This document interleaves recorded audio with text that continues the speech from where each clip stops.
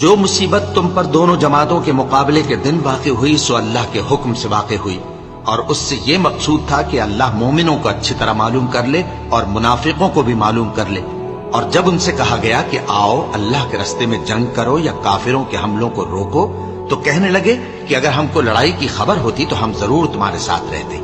یہ اس دن ایمان کی نسبت کفر سے زیادہ قریب تھے، منہ سے وہ باتیں کہتے ہیں جو ان کے دل میں نہیں ہیں، اور جو کچھ یہ چھپاتے ہیں اللہ اس سے خوب واقف ہے۔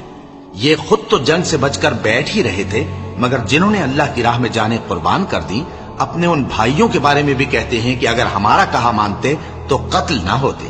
کہہ دو کہ اگر سچے ہو تو اپنے اوپر سے موت کو ٹال دینا۔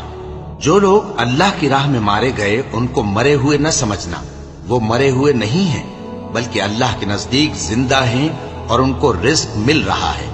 جو کچھ اللہ نے ان کو اپنے فضل سے بخش رکھا ہے اس میں خوش ہیں، اور جو لوگ ان کے پیچھے رہ گئے اور شہید ہو کر ان میں شامل نہیں ہو سکے ان کی نسبت خوشیاں منا رہے ہیں کہ قیامت کے دن ان کو بھی نہ کچھ خوف ہوگا اور نہ وہ غمناک ہوں۔